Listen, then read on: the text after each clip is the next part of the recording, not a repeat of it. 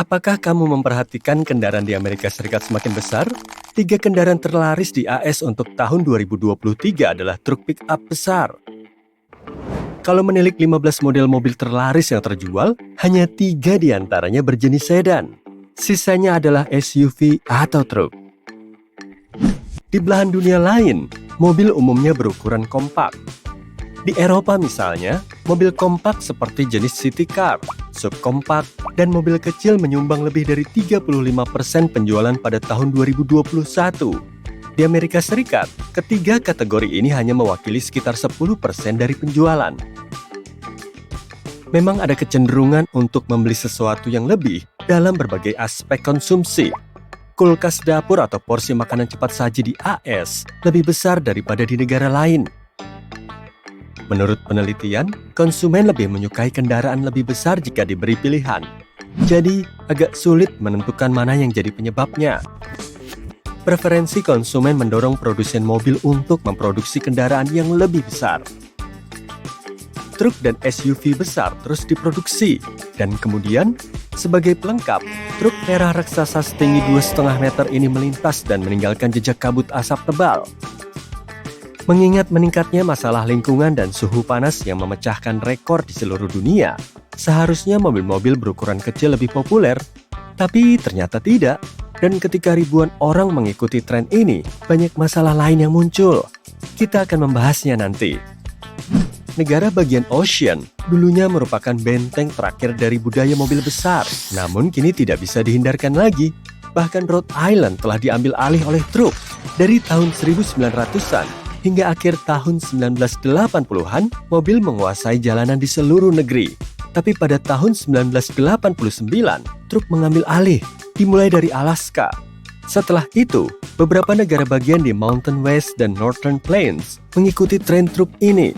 Setelah tahun 2008, sebagian besar negara bagian beralih ke truk, terutama ketika kendaraan crossover mulai populer di pinggiran kota. Gelombang truk ini tampaknya mencapai puncaknya pada tahun 2012. Lebih dari belasan negara bagian beralih haluan. Di sini, beberapa pakar industri berpendapat bahwa kesenjangan peraturan berkontribusi pada transformasi ini. Celah yang menguntungkan truk telah memainkan peran penting dalam mendorong tren ini.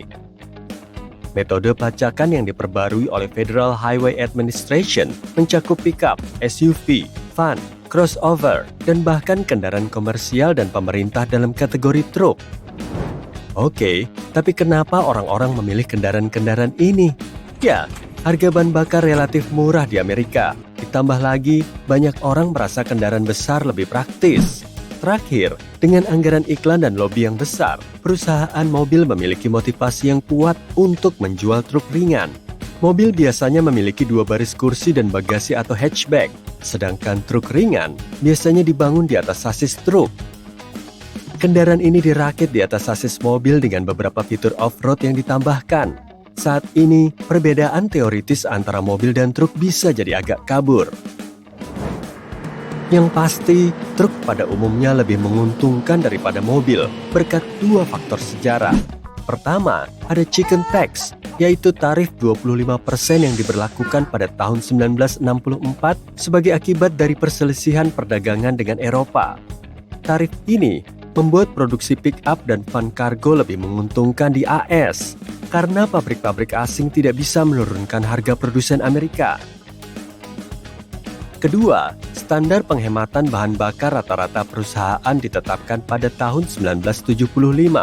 Standar ini lebih longgar untuk truk kerja dan truk ringan dibandingkan pada sedan keluarga. Truk juga dibebaskan dari pajak gas guzzler tahun 1978. Insentif ini membuat produsen mobil Amerika fokus pada truk. Bahkan hal ini berdampak pada lahirnya SUV yang seringkali menggabungkan fitur-fitur mobil dan truk. Saat ini, kamu akan memilih SUV crossover jika memilih keluarga beranggotakan 5 orang misalnya. Kendaraan ini merupakan station wagon dengan beberapa fitur tambahan. Fitur tambahan ini memungkinkannya diklasifikasikan sebagai truk ringan.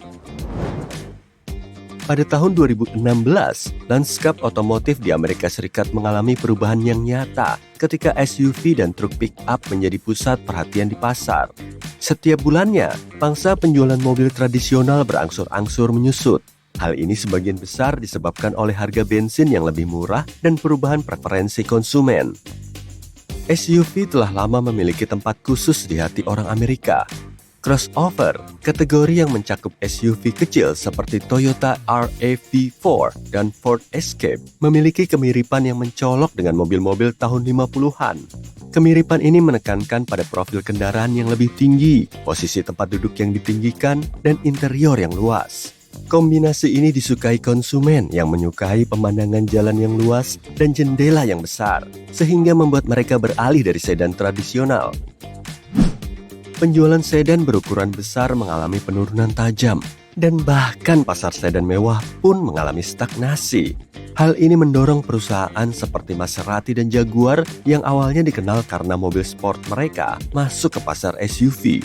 Bahkan merek ikonik seperti Porsche mulai fokus pada SUV dan crossover.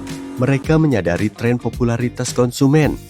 Andrew Coetzee, kepala perencanaan produk di Toyota, mengatakan strategi mereka adalah menekankan pada penambahan kepribadian dan selera ke dalam kendaraan mereka, terutama untuk memenuhi kebutuhan pembeli berusia muda. Oke, tampilan dan nuansa mobil-mobil raksasa ini mungkin bagus, tapi sekarang mari kita jelajahi sisi yang jarang terlihat. Ada beberapa kekurangan dari kendaraan besar ini. Harganya lebih mahal dan cenderung menghabiskan lebih banyak bahan bakar. Ketika pertama kali dibuat, harga bahan bakar masih murah, tapi sekarang menghabiskan lebih banyak bahan bakar bisa menjadi masalah bagi dompetmu. Masih ada lagi, beberapa penelitian menunjukkan kecelakaan yang melibatkan kendaraan besar menyebabkan lebih banyak korban jiwa di jalan raya AS dibandingkan kendaraan kecil.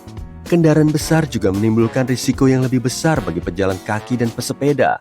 Jumlah kematian pejalan kaki meningkat 2 kali lipat.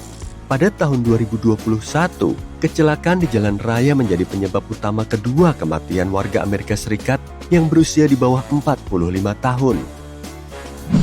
Situasi ini akan sangat menarik andai saja kendaraan-kendaraan besar ini tidak memiliki berbagai atribut yang berpotensi mematikan. Seiring bertambah besarnya ukuran mobil-mobil Amerika, jumlah kematian dari para pengemudi dan penumpang di dalam benteng-benteng besar ini menurun sebanyak 22%. Tapi, menurut perkiraan para ahli, ribuan nyawa pejalan kaki dapat diselamatkan antara tahun 2000 hingga 2018 seandainya penduduk Amerika memilih kendaraan lebih kecil. Hubungan antara individualisme dengan mengemudi juga dapat menimbulkan konsekuensi terburuk bagi penumpang di dalam mobil. Hampir 1 dari 10 pengemudi dan penumpang di kursi depan di AS tidak mengenakan sabuk pengaman, dan 45% mengakui mereka terbiasa mengemudi dengan kecepatan setidaknya 24 km per jam di atas batas kecepatan di jalan raya. Persentase ini jauh lebih rendah di Inggris yang hanya 3%. Secara keseluruhan, 43.000 orang kehilangan nyawa mereka di jalan Amerika Serikat pada 2021. Ini adalah angka kematian tertinggi di antara negara-negara maju dengan selisih yang cukup besar. Diperkirakan, 1/5 dari jumlah tersebut dapat diselamatkan setiap tahunnya jika tingkat kebut-kebutan dan penggunaan sabuk pengaman sama dengan negara-negara lain. Truk pickup modern saat ini dirancang lebih untuk anak-anak dan keluarga daripada untuk mengangkut hewan ternak atau batu-batu besar. Sebelum tahun 80-an, hampir setiap truk pick-up di AS memiliki satu kabin, yang berarti hanya bisa memuat 3 orang di dalamnya. Mereka semua berbagi tempat duduk bergaya bangku. Ditambah lagi, panjang baknya mencapai 2,5 meter, menjadikan truk ini kendaraan dengan bak yang panjang. Tapi model ini mulai ditinggalkan. Pada tahun 2020, 80% truk pickup di jalanan menggunakan apa yang bisa kita sebut sebagai kabin kru panjang. Ini berarti tidak hanya ada 1, tetapi 2 baris kursi yang nyaman untuk 5 orang.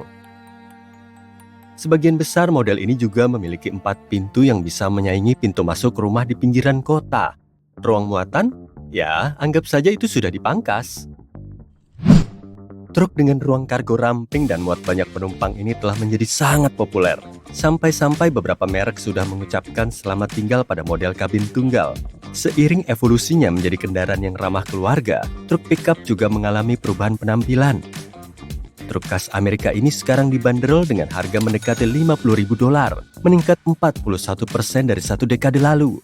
Truk-truk ini seringkali memamerkan interior yang mewah dan penuh fitur yang dibuat untuk menandingi SUV dan sedan kelas atas.